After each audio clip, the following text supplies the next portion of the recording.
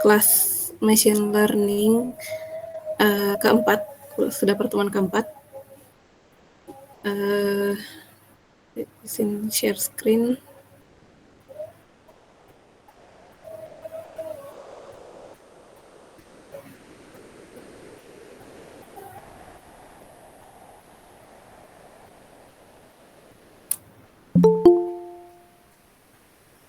Oke.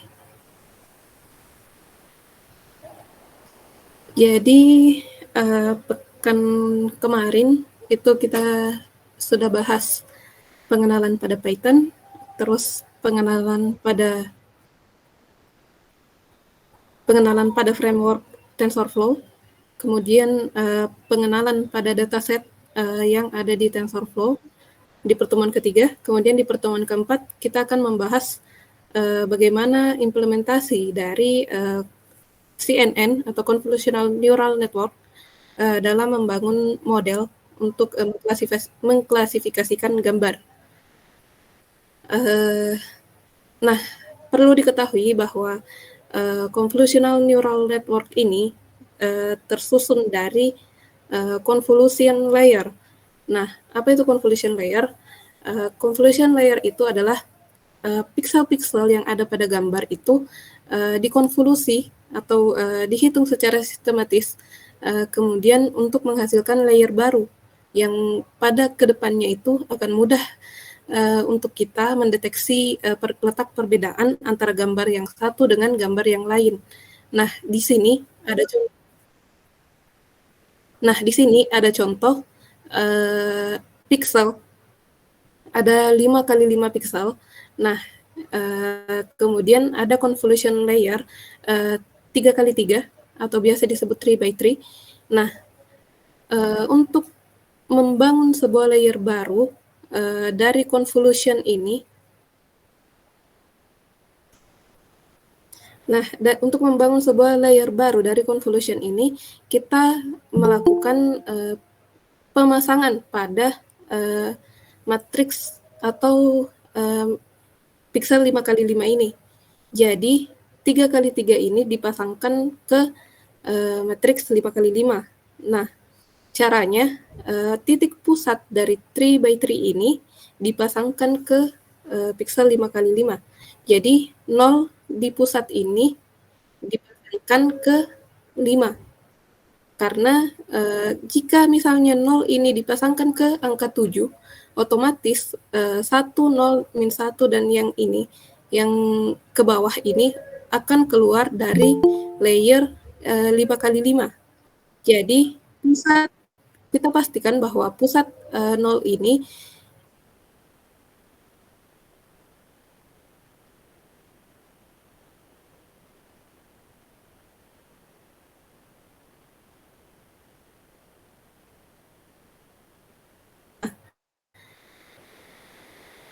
kemudian 1 ini dipasangkan ke angka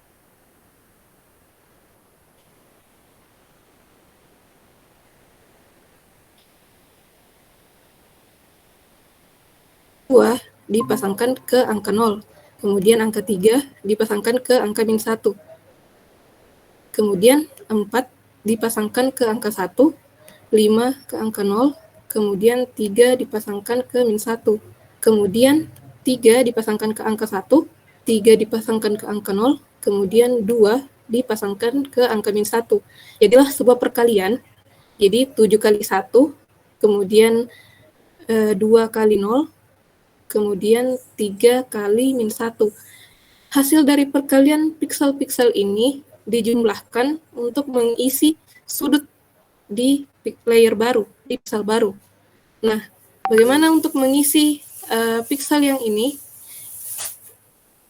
Pusat dari 0 ini digeser lagi untuk memenuhi pixel yang baru.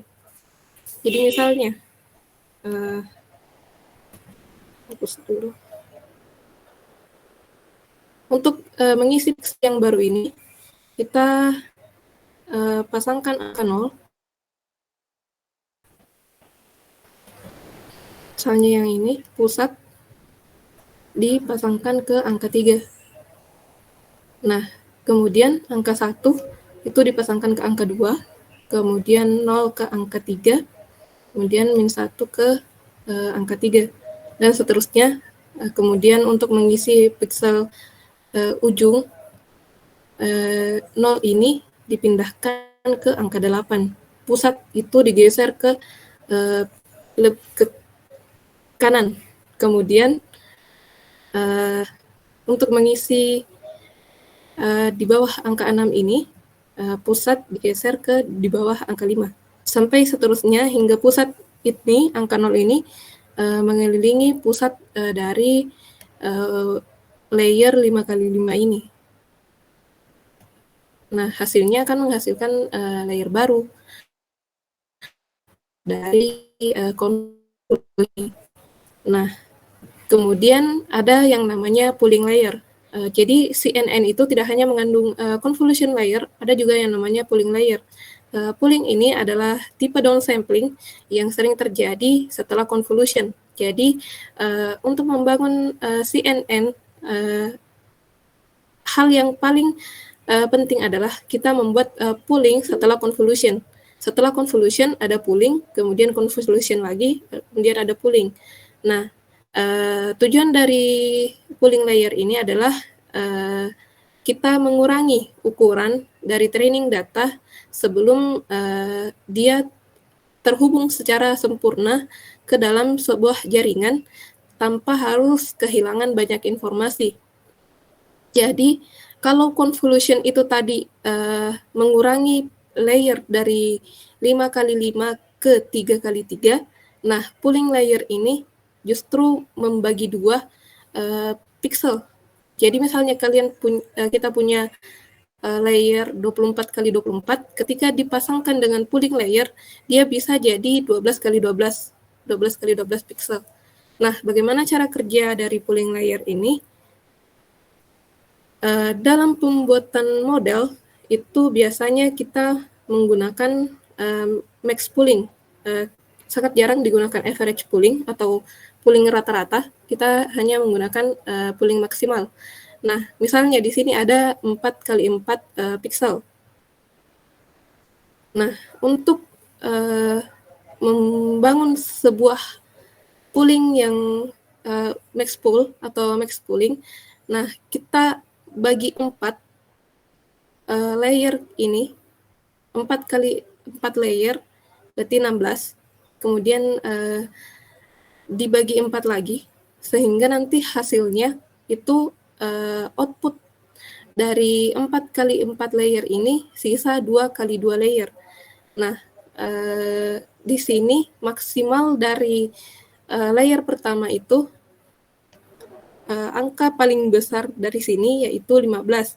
Nah, dia dipindahkan sebagai sudut atau layer baru. Kemudian angka tertinggi di sebelah kanan ini itu ada angka 8. Nah, itu dipindahkan sebagai layer baru. Kemudian di sini, di bagian bawah kiri, angka tertinggi dari layer ini, yaitu angka 8, dipindahkan kembali sebagai layer baru. Kemudian di sini, yang sudut kanan, 17, itu dipindahkan sebagai layer baru. Jadi di sini dihasilkan 2 kali 2 pixel yang sebelumnya 4 kali 4 itu disederhanakan dengan menjadi 2 kali 2. Kemudian bagaimana kalau average? Average itu rata-rata. Jadi jumlah antara ini 15 tambah 9 tambah 5 tambah 11 dibagi 4. Nah, itu akan dimasukkan sebagai layer baru. Tapi kebanyakan ketika kita ingin membangun sebuah model, itu kebanyakan kita menggunakan max pool. Nah, bagaimana sebenarnya arsitektur dari CNN ini? Nah, di sini ada input, misalnya ada input 28 kali 28 pixel. Kemudian kita ambil 5 kali 5 untuk dikonvolusi. Kemudian di sini setelah konvolusi kita masukkan lagi max pool dari yang semulanya 28 kemudian kita turunkan pixelnya hingga 24, kemudian 24 kita max pool sehingga jadi setengahnya 12, kemudian 12 ini kita konvolusi jadinya 8 kali 8. Nah, setelah dikonvolusi kita max pool lagi, hasilnya 4 kali 4. Kemudian nanti ini kita optimization. Nah, optimization itu sudah dibahas di pertemuan sebelumnya. Itu ada optimization yang ReLU, optimization activation namanya, ReLU, neural network. Kemudian di sini outputnya. Nah, apakah kita perlu memahami proses dari pembuat atau arsitektur CNN ini dalam pembuatan model? Sebenarnya tidak terlalu digunakan saat kita membuat model, tapi kita perlu memahami bahwa proses yang ada di dalamnya itu tidak sesederhana mengetikkan kode yang ada di dalam notebook untuk membuat sebuah klasifikasi, tapi kita juga perlu memahami bahwa proses yang ada di dalamnya itu sangat detail dari pixel ke pixel untuk membedakan sebuah gambar. Kemudian di sini ada image data generator. Image data generator itu adalah penggunaan sebuah fungsi untuk melakukan augmentasi. Keuntungan dari Keras Image Data Generator ini adalah untuk memproduksi real-time image augmentation. The simply means it can generate augment image dynamically. Jadi gambar ini bisa diproses secara dinamis di dalam notebook. Jadi misalnya kita punya dataset horse versus human, nah atau gunting batu kertas, simpelnya gunting batu kertas ini jika kita ingin membedakan yang mana gunting, yang mana batu, yang mana kertas, nah bagaimana kalau misalnya dataset kita itu hanya berbentuk vertikal, tidak ada berbentuk horizontal. Nah, image data generator ini kita bisa membuat dataset baru berbentuk horizontal tanpa harus mengubah dataset yang ada di sebelumnya. Jadi kita tidak perlu untuk mengubah dataset kita untuk membuat dataset baru, tapi kita bisa merotasi sendiri di dalam kode kita sehingga apa yang akan di-train itu adalah dataset yang lebih banyak, lebih kaya bentuknya, tapi tanpa merusak dataset aslinya. Ini merupakan contoh image data generator. Di sini ada target size. Jadi misalnya dataset itu ukurannya variatif, sedangkan untuk membuat klasifikasi model itu harus seukuran. Nah, di image data generator ini kita tinggal memasukkan target size gambar itu akan diubah dalam bentuk berapa kali berapa tanpa harus mengedit gambar di dataset. Karena kalau kita misalnya mengedit gambar dari dataset, akan butuh waktu lama untuk mengedit satu persatu gambar, sedangkan dataset itu biasanya terdiri dari ribuan gambar untuk melatih model. Nah, kemudian ada batch size. Batch size itu adalah jumlah gambar yang akan dikonvolusi dalam satu proses. Jadi batch size ini sebenarnya sebagai penentu cepat atau tidaknya kita mentrain gambar kita, tapi juga bukan berarti misalnya batch size-nya itu tinggi berarti cepat, tapi kita harus juga memperhatikan bahwa batch size ini juga mempengaruhi akurasi model kita, karena gambar yang ditrain secara bersamaan itu juga mempengaruhi bagaimana dia melatih perbedaan antara gambar yang dilatih bersamaan dengan gambar yang dilatih dengan tidak bersamaan. Nah, kemudian ada yang namanya data augmentation. Nah, data augmentation ini adalah bagian dari image data generator. Nah, dengan data augmentation ini kita dapat mengaplikasikan berbagai teknik proses seperti rotasi, flip, shear, or zoom. Nah, dengan data augmentation ini kita juga dapat mengurangi overfit, kondisi overfit. Jadi kondisi overfit itu saya jelaskan lagi bahwa dia bagus dalam mentrain, tapi dia tidak bagus dalam memvalidasi. Ibaratnya misalnya ketika kita melihat sepatu merah, nah di kehidupan kita, misalnya di 20 tahun ini kita hanya melihat sepatu merah, nah ketika kita melihat sepatu merah kita mengenali bahwa itu sepatu merah. Namun bagaimana kalau tiba-tiba datang sepatu, nah kita kan kebingungan ini warna apa. Jadi itu adalah salah satu contoh bentuk kondisi overfit di mana dia tahu apa data-data yang dia train, dia yang telah kita latih, tapi ketika dia mendapatkan data yang baru atau di luar dari data set train, dia akan kebingungan untuk mendeteksi jenis atau apa yang kita masukkan sebagai input. Kemudian di sini baris pertama itu ada rescale, sudah dijelaskan sebelumnya. Kemudian di sini ada rotation range.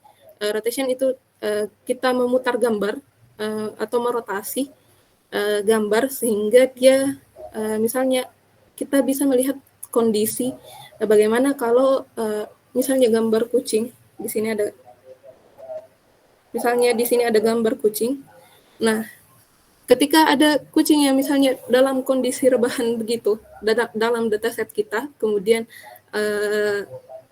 dataset yang lain itu ada yang dalam kondisi tegak, mereka akan kebingungan atau sulit untuk mengenali karena posisi kupingnya itu tidak persis sama, sehingga perlu adanya rotation range dengan ini width and height untuk tinggi dan lebar untuk melihat bahwa untuk memperkaya dataset kita.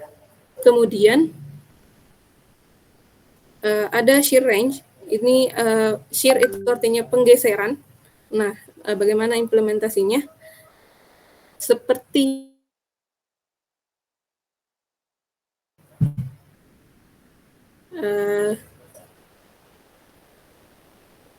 di sini ada gambar manusia. Kemudian posisinya itu yang satu rebah, yang satu berdiri. Nah, untuk memperkaya dataset kita, bagaimana dia mengenali bahwa ini adalah juga manusia, cuma kondisinya rebahan, kita buat dataset gimana dia bentuknya itu dari yang berdiri itu tergeser sudutnya hingga seperti ini. Kemudian next itu ada zoom range. Zoom itu artinya memperbesar. Nah, di sini ada contoh gambar. Misalnya ini kan real image, artinya gambar yang nyata. Kemudian ini bentuk render 3D. Nah, di sini proporsi dari gambar yang ada di dataset atau yang di render 3D ini tidak sama dengan gambar yang real. Nah, untuk memudahkan mesin kita belajar bahwa ini juga manusia, cuman proporsinya itu berbeda. Jadi kita buat di mana dataset kita ini dilatih untuk memberikan zoom dalam dataset kita. Kemudian ada horizontal flip, kemudian ada juga fill mode. Nah, di sini ada flipnya, ya, flip. Di sini ada manusia yang di render 3D-nya itu dia menggunakan tangan kanan, kemudian di real itu menggunakan tangan kiri, contohnya. Kemudian di render di data augmentation kita flip dataset kita agar dia juga bisa mengenali kalau yang diangkat itu tangan kiri juga tetap manusia.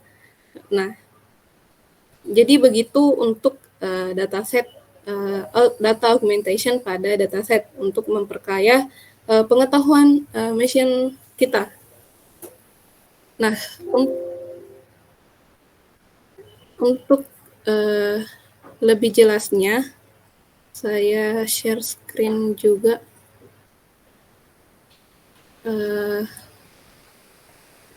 Wait.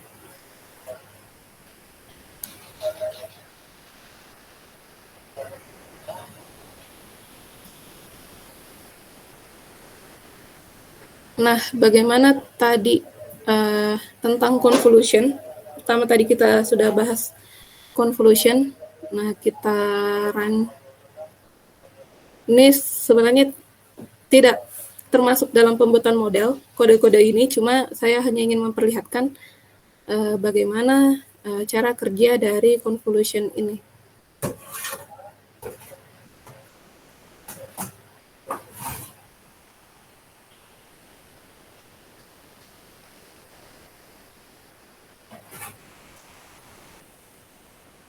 Nah, di sini contohnya ada gambar. Di sini ada gambar tangga, kemudian manusia. Di sini ada sebenarnya untuk mendeteksi atau mempertegas garis-garis, kita buat convolution.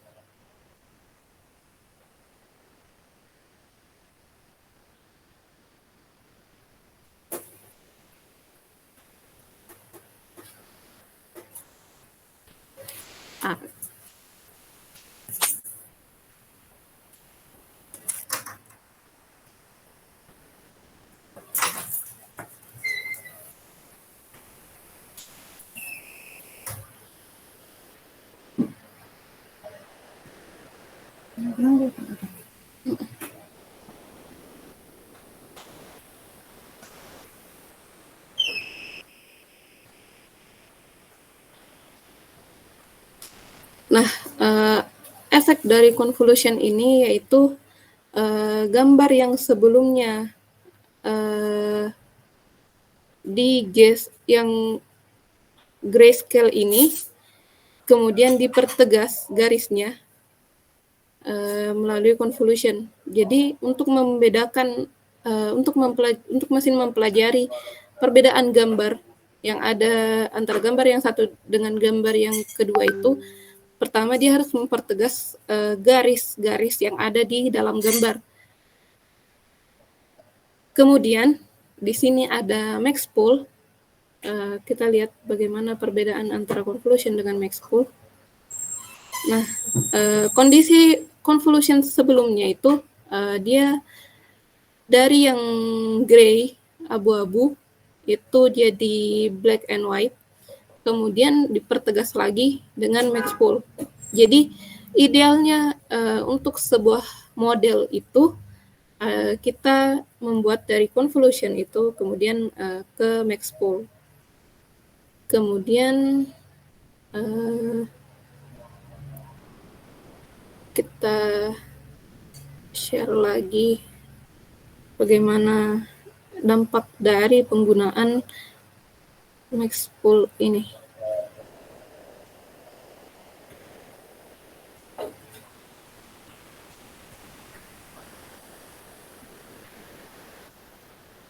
Nah, di sini ada implementasi dari CNN dan pool.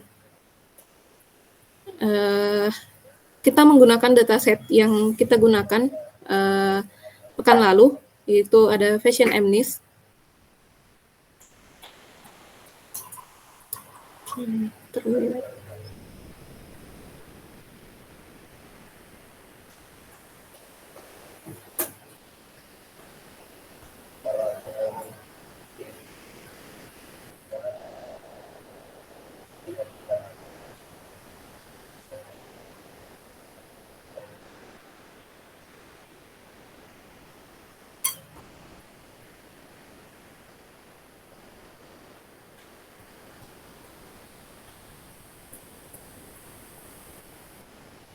Kemudian kita gunakan model sebelumnya, yaitu hanya ada flatten, ada dense.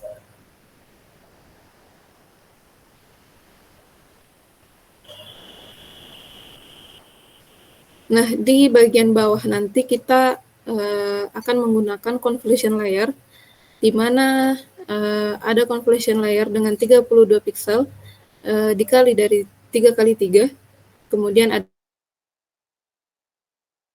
input shape itu adalah ukuran dari gambar yang ada di Fashion MNIST. Kemudian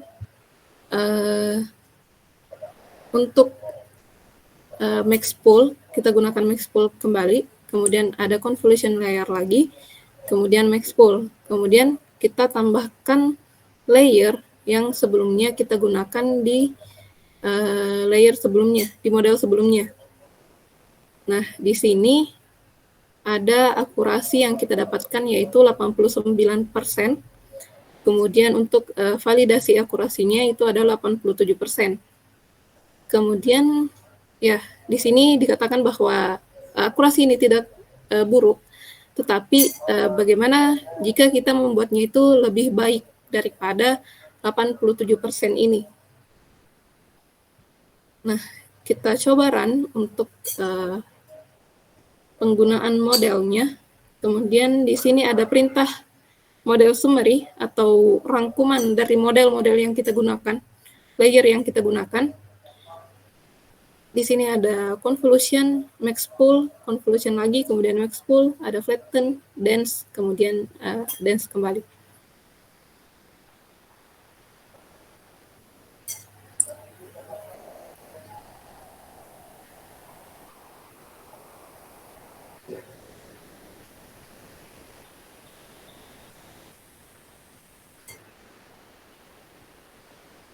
Dapat dilihat di sini akurasinya sudah naik.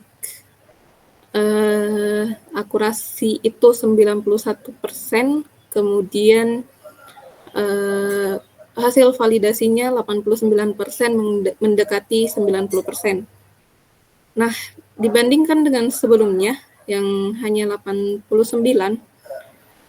tentu model ini itu lebih baik dibandingkan tanpa convolution.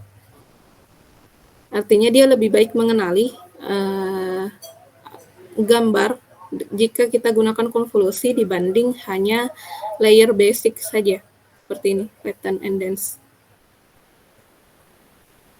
Kemudian di sini ada beberapa tips-tips bagaimana penggunaan layer. Kemudian ada tentang overfit. Nah, ini tadi yang saya jelaskan bahwa ketika kita in all your life you only saw red shoes, kemudian kamu bagus dalam mengidentifikasi red shoes, kemudian ketika kita melihat blue shoes, itu akan membingungkan kita. Kemudian ini yang dinamakan kondisi overfit, di mana kita hanya mengenali apa yang kita lihat, sedangkan di dataset itu sangat kaya. Kemudian ya, di sini hanya bagian latihan.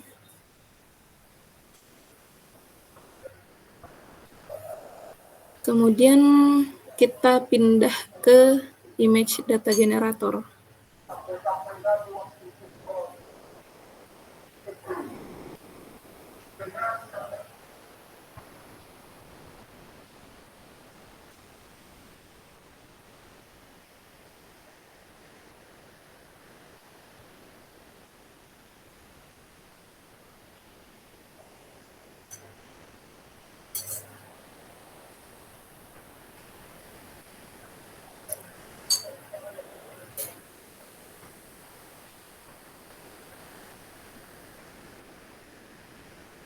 Jadi di sini ada dataset baru, itu ada horse versus human.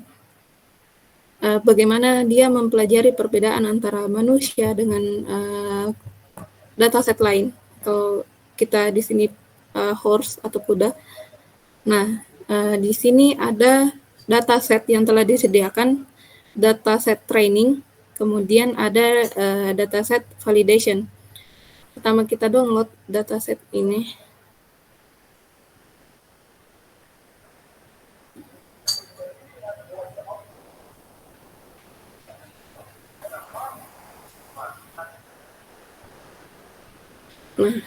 Kemudian dataset yang kita download itu akan berbentuk zip. Jadi kita unzip dalam notebook kita. Kemudian kita lihat direktorinya.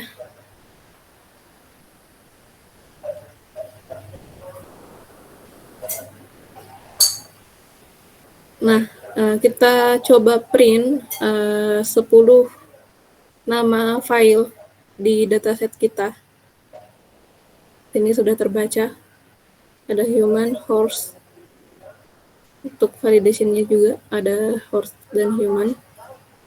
Kemudian kita lihat jumlah gambar yang ada.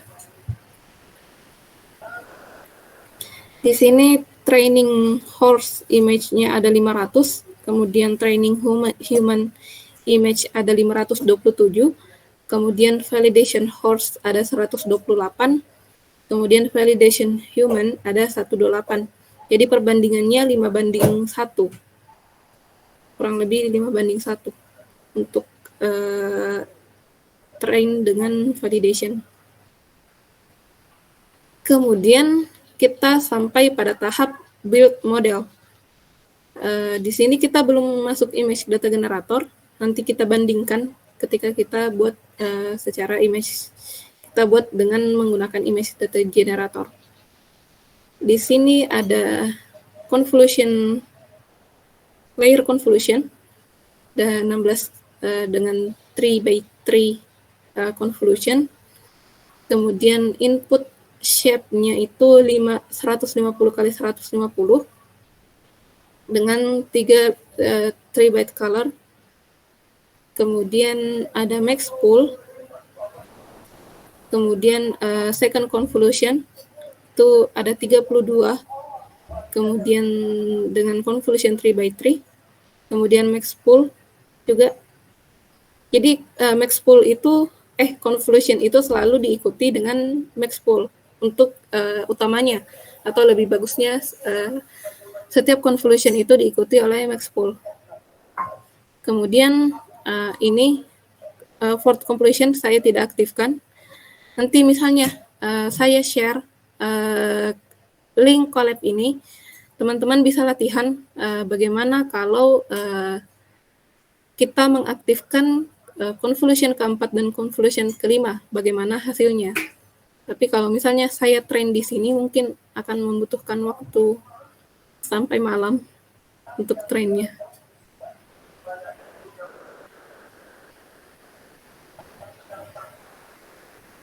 Oh ya, di sini activation sigmoid.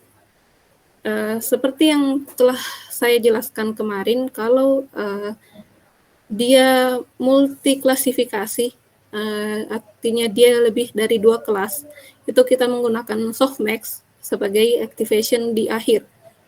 Tapi kalau misalnya dia hanya binary klasifikasi atau 2 klasifikasi, seperti ini horse versus human kan hanya 2. Kita membedakan bagaimana jika dia horse, bagaimana jika dia human. Jadi hanya 2 kelas. Jadi kita gunakan activation sigmoid.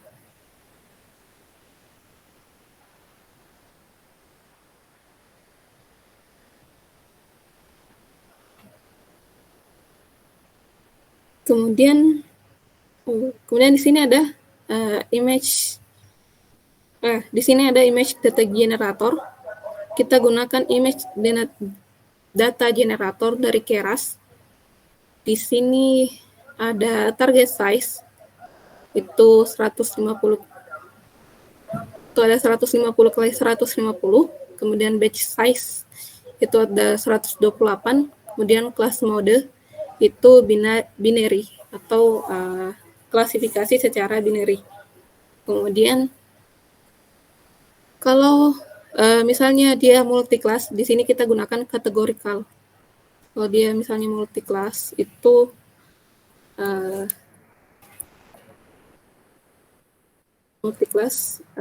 kita gunakan categorical. Kemudian validation-nya juga kita tetapkan target size 150 kali 150, kemudian batch size ada 32, class mode binary. Kemudian kita train. Di sini ada train generator.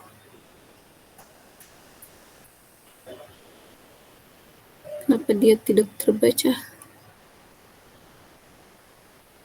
Oh, belum kurang.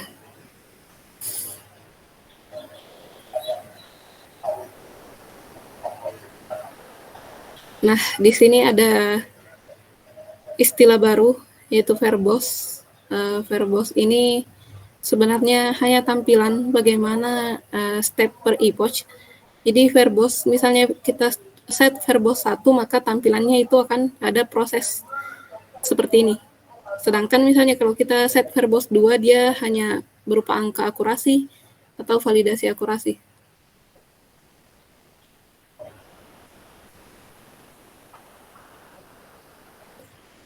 Kita tunggu sampai epoch 15. Oke, sampai di sini ada yang ingin ditanyakan?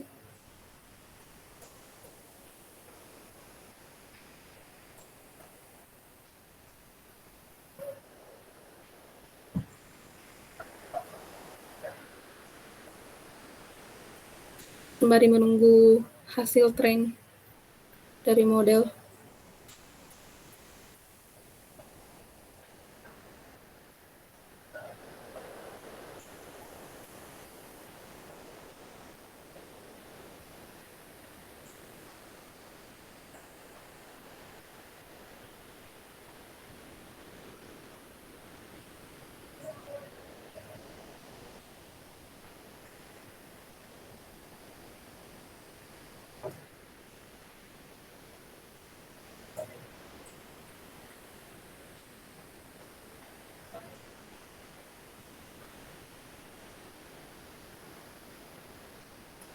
Kita lihat akurasinya di sini di epoch ke-9, akurasinya 97%,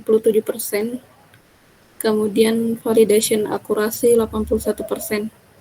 Ini adalah kondisi overfit. Jadi kita cek nanti bagaimana dia mengenali gambar. Di sini kita belum masukkan augmentasi, seperti yang saya jelaskan tadi, kita belum masukkan zoom, flip, share. Nanti kita lihat bagaimana perbedaannya.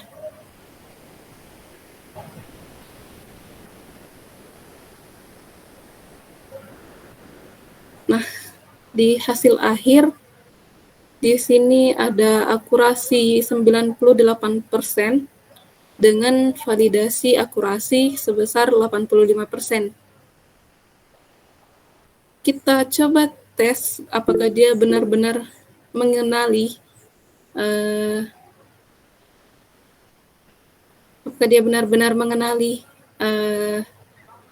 gambar yang kita akan masukkan.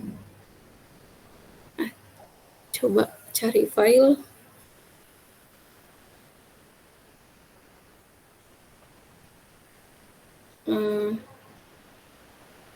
Sebentar, saya share keseluruhan saja screen-nya supaya kelihatan gambar.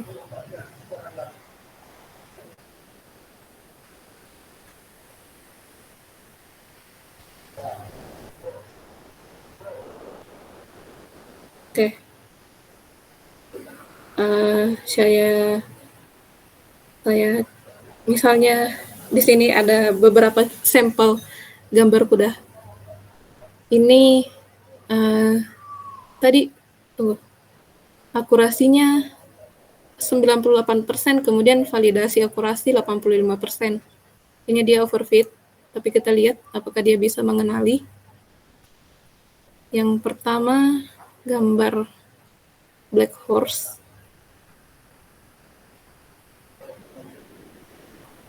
Sementara diunggah.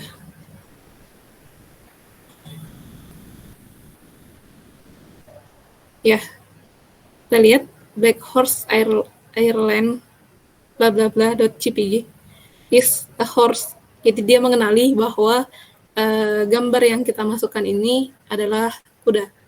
Nah, bagaimana contoh yang salah? Kan kita misalnya ini gambar yang saya download ini bukan dari dataset atau saya ambil dari internet. Jadi alhamdulillah dia mengenali. Kemudian bagaimana jika saya mengupload gambar lain juga berasal dari internet. Misalnya ini horse brown. Tadi kan kita gunakan black horse.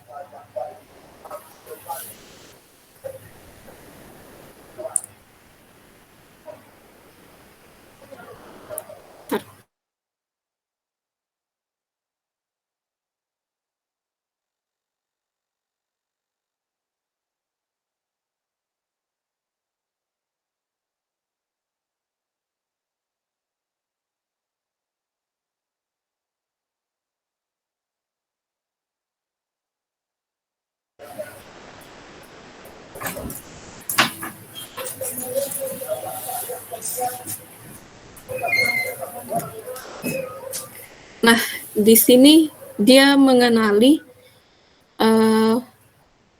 horse brown tadi itu sebagai manusia. It seems like funny moments di mana dia mengenali kuda sebagai manusia. Sebenarnya manusia itu jauh lebih cerdas daripada AI secara basic, ya. Tapi entah kenapa AI ini juga membawa pengaruh besar terhadap dunia. Kemudian next kita lihat bagaimana jika kita mengambil gambar dari dataset, misalnya apa di sini? Saya upload ini gambar dari dataset. Walaupun dia menghadap belakang, pasti akan dikenali. Kenapa? Karena dia 97% dari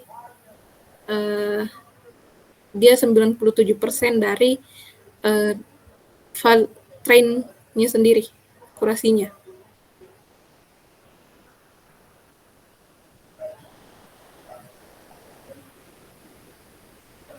Nah, tuh, dia mengenali kuda yang menghadap ke belakang, yang hanya ekornya kelihatan, dibandingkan gambar warna coklat tadi, gambar kuda coklat tadi.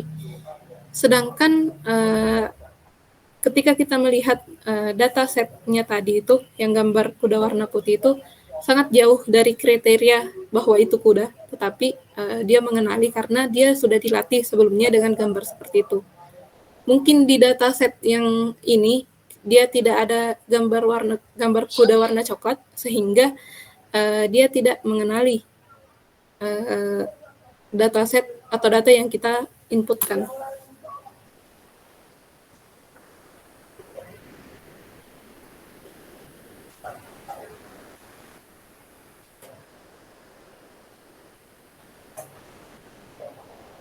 Nah, ini gambarannya. Gambaran convolution dan max pool. Kemudian ya, tanya kesimpulan. Sampai di sini ada yang ingin ditanyakan? Sebelum pindah ke materi lain, mungkin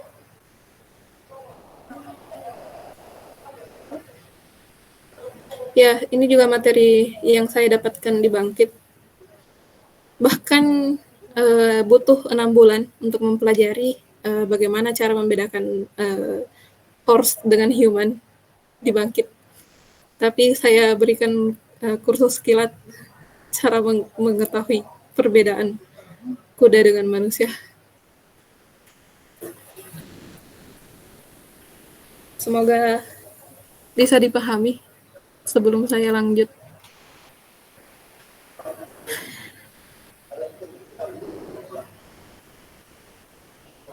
Ini tadi kita belum pakai augmentation.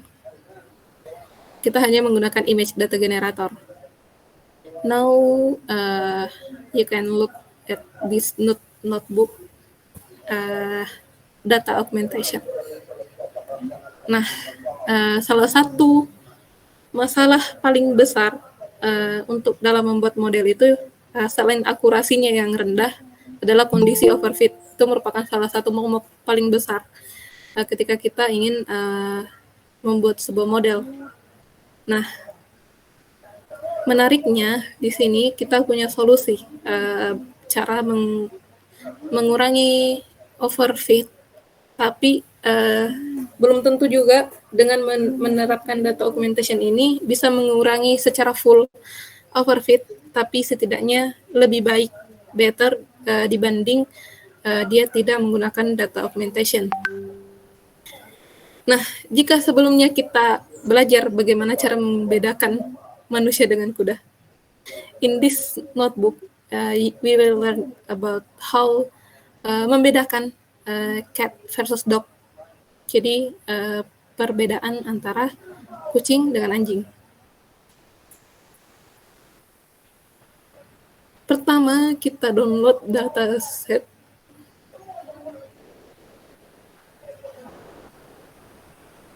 Kita perlu terminal. Karena saya gunakan Google Colab non premium atau bukan Google Colab Pro, jadi hanya mengizinkan satu sesi untuk di-run secara bersamaan. Jadi sebenarnya lebih bagus ketika kita menggunakan PyCharm atau aplikasi lokal, tetapi ya itu panas laptop dan terlalu berisik juga.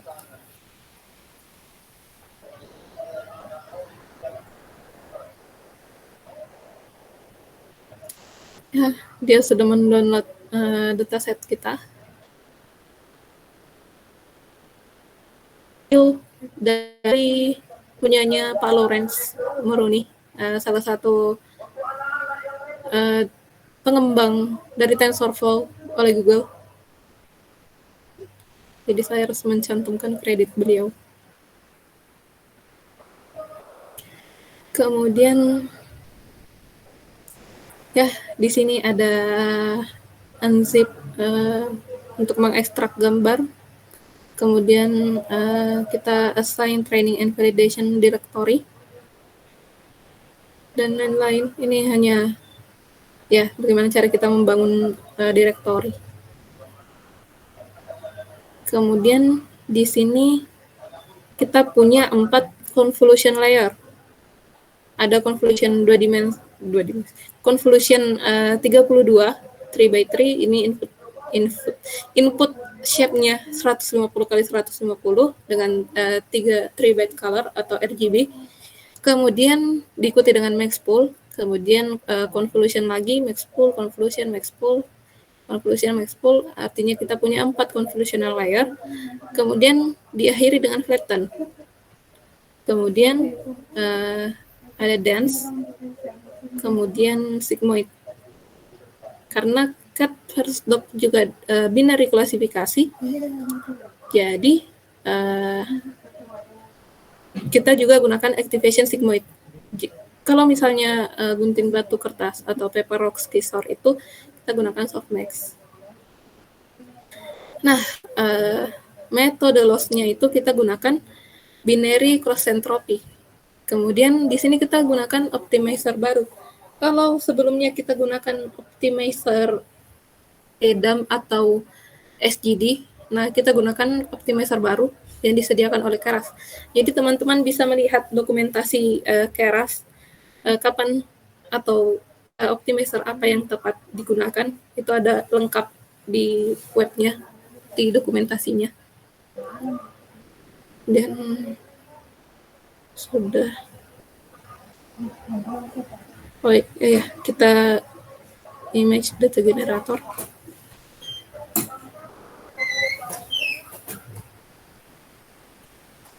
Nah, di sini ada target size kemudian batch size, target size, batch size, class mode.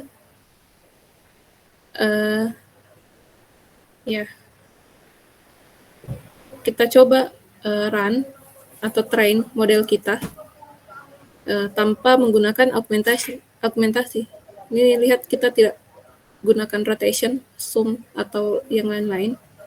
Hanya basic dari image data generator.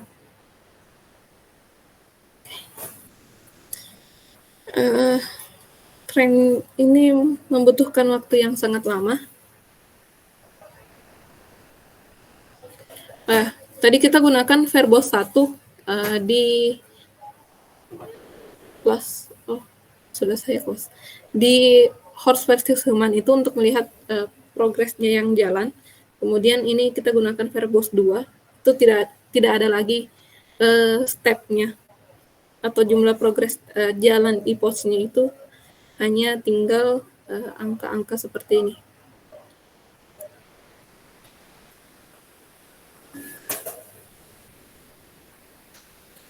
Sembari menunggu, saya jelaskan di bagian bawah.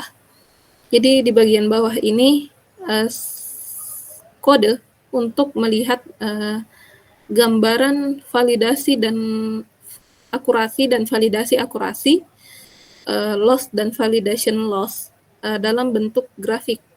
Jadi ini merupakan source code untuk melihat bagaimana perbandingan validation-nya itu dengan trainingnya, apakah dia overfit atau tidak. Kemudian di bagian bawah, di sini ada augmentation. Di sini ada data augmentation. Kita gunakan rotation. Ya, di sini ada penjelasan. Rotation itu value-nya 0 sampai 180 derajat, di mana dia secara random merotasi gambar yang ada di dataset kita. Kemudian width shift and height shift adalah range, di mana secara random juga mentranslasikan gambar secara vertikal atau horizontal. Kemudian shear range secara random mengaplikasikan penggeseran atau transformasi penggeseran. Jika teman-teman pernah belajar matriks di matematika, itu ada yang namanya translasi, ada pergeseran. Nah, itu juga digunakan, sebenarnya implementasi dari matriks itu, pelajaran matriks itu ada di bagian data augmentation ini. Kemudian ada zoom untuk memperbesar, kemudian horizontal flip, horizontal atau vertical flip, itu bagaimana dia memflip gambar secara horizontal. Sudah selesai? Belum. Kemudian ada fill mode, itu adalah strategi untuk mengisi pixel yang baru dengan yang bisa tampil setelah rotasi atau hex shift. Fill mode ini biasanya diisi dengan value nearest atau terdekat. Di sini ada implementasinya nanti. Oke, sudah. Di epoch ke-20, akurasinya 90%, kemudian validasi akurasi itu 73%. Sehingga validation akurasi ini jauh lebih rendah dibandingkan dengan akurasi. Kondisi ini kan disebut sebagai overfit. Nah, jika kita lihat grafik yang ada di sini, grafik yang lurus-lurus ini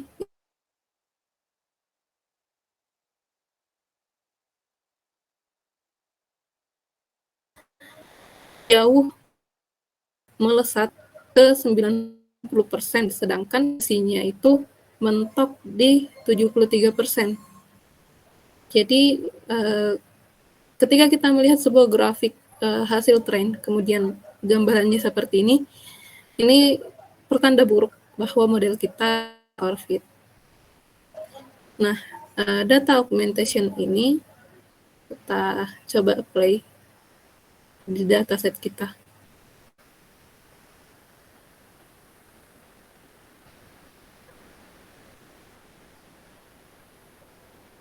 Ya, dia akan train, mungkin membutuhkan waktu kurang lebih 15 menit. Sebelumnya ada yang ingin ditanyakan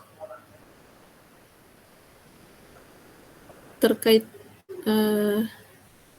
materi-materi ini?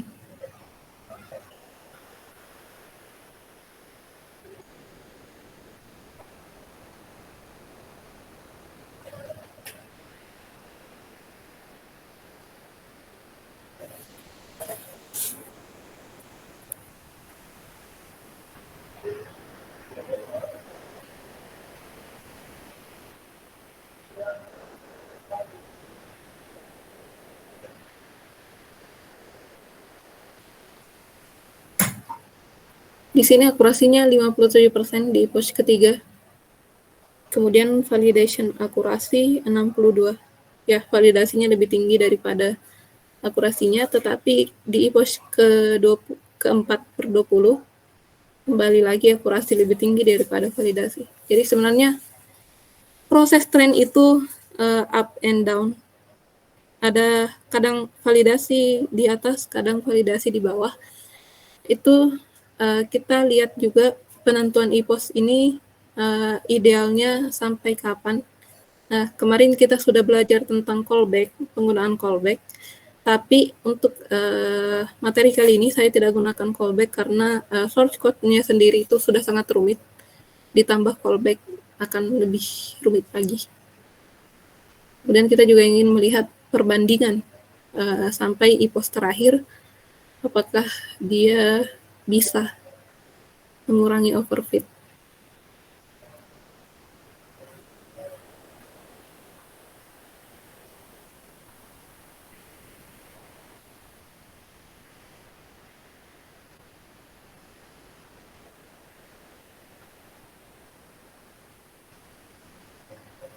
Sini di latihan ini, a simple trick to avoid overfitting adalah trik simple untuk menghindari overfitting.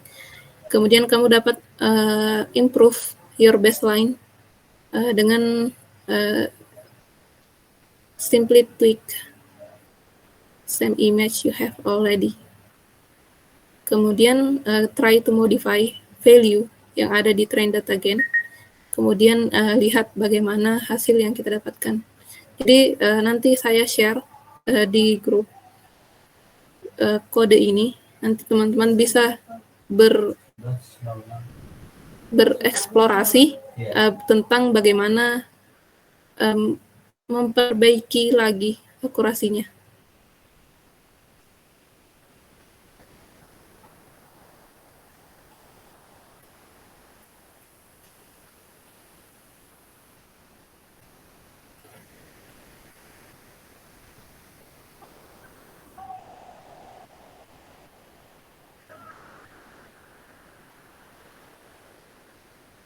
Sampai sini ada yang ingin ditanyakan?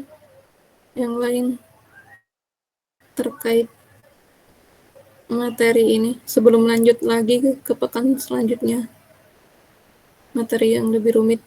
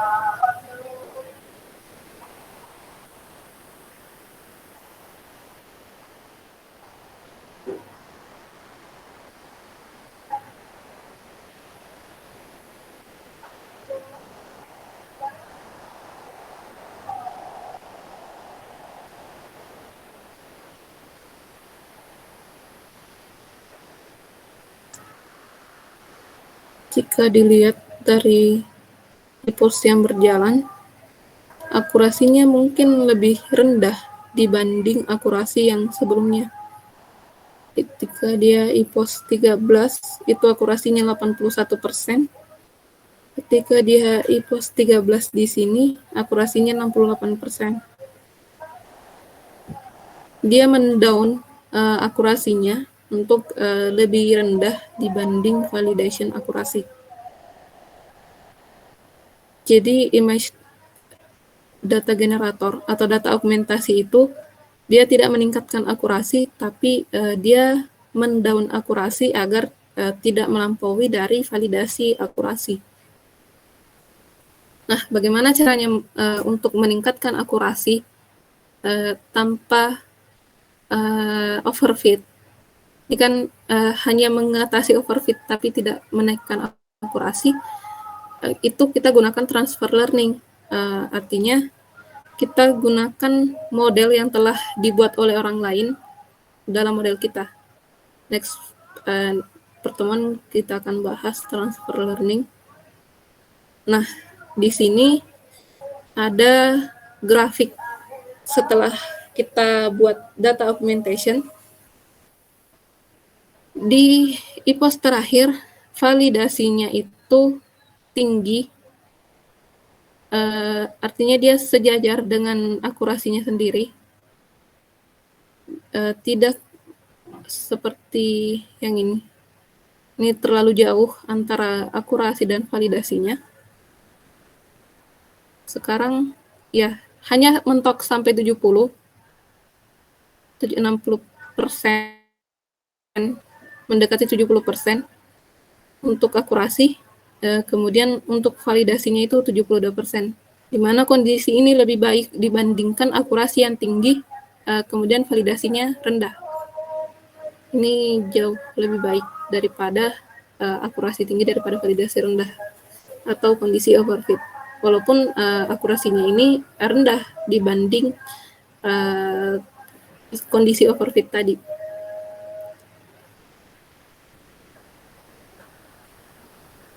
Oke, ada yang ingin bertanya mengenai materi hari ini?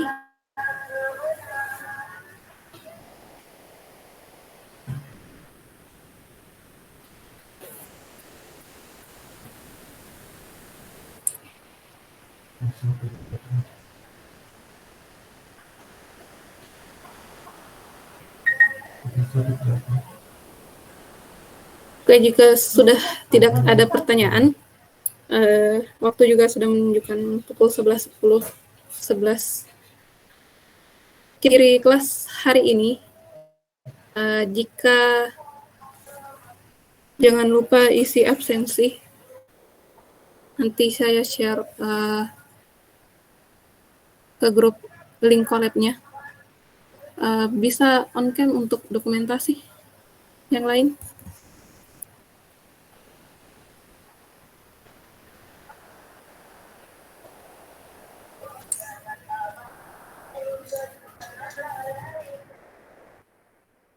Yang lain kemana nih?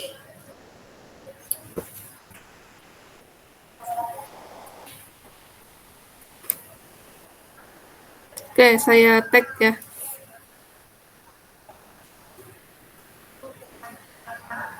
Oke, 1, 2, 3. Oke, terima kasih kepada teman-teman yang telah hadir pada kelas hari ini. Next, kita belajar tentang machine learning lagi. Semoga masih diberikan kesempatan untuk belajar. Sampai jumpa. Terima kasih telah bergabung. Assalamualaikum warahmatullahi wabarakatuh. Waalaikumsalam.